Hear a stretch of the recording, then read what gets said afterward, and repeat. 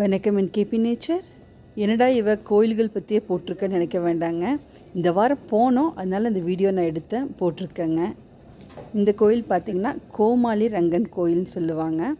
இது எதுக்குன்னு, இந்த கோயில் எதுக்கு சிறப்புன்னு பார்த்திங்கன்னா கால்நடைகளுக்கு சிறப்பான கோயிலுங்க. எங்கள் பகுதியிலிருந்து ஒரு 15 கிலோமீட்ரு நம்ம தோட்டத்திலிருந்து போக வேண்டியது வருங்க. மேட்டுப்பாளையம் சாலை வழியாக போனோன்னா வீரவாண்டி பிரிவிலிருந்து உள்ளே போகணுங்க. உள்ளே போனால் காளிபாளையம் அங்கே இருக்குங்க இந்த கரடு. அமைதியான சூழ்நிலை இருக்குங்க இந்த கோவில். இந்த ஸ்தலம் அரங்கநாதர் கோவில் அப்படிங்கிறனாலங்க சனிக்கிழமை இந்தளவு கூட்டம் இருக்குங்க. இந்த கோவில் பார்த்திங்கன்னா அன்னூர், காரமடை, மேட்டுப்பாளையம், துடியலூர், கோவனூர் இந்த மாதிரி சுற்றி வட்டாரத்தில் இருக்க எல்லா விவசாய பெருமக்களும் வருவாங்க. நாம் வளர்த்துற கால்நடைகளுக்கு தொந்தரவு இல்லாமல் இருக்கணும் அப்படிங்கிறதுக்காக தான் இந்த கோவிலுக்கு வர்றதுங்க.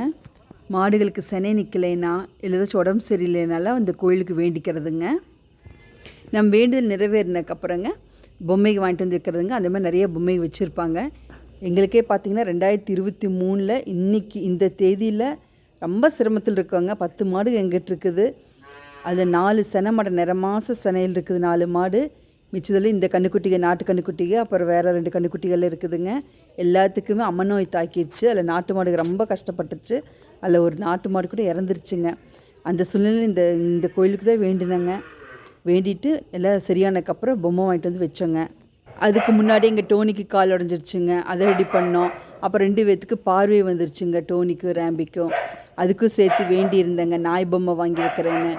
அப்புறம் எல்லாம் சரியானதுக்கப்புறம் நாய் பொம்மை ஒன்று, மாட்டு பொம்மை ஒன்று வாங்கிட்டு வந்து வச்சு வேண்டுதல் நிறைவேற்றிட்டு போனேங்க.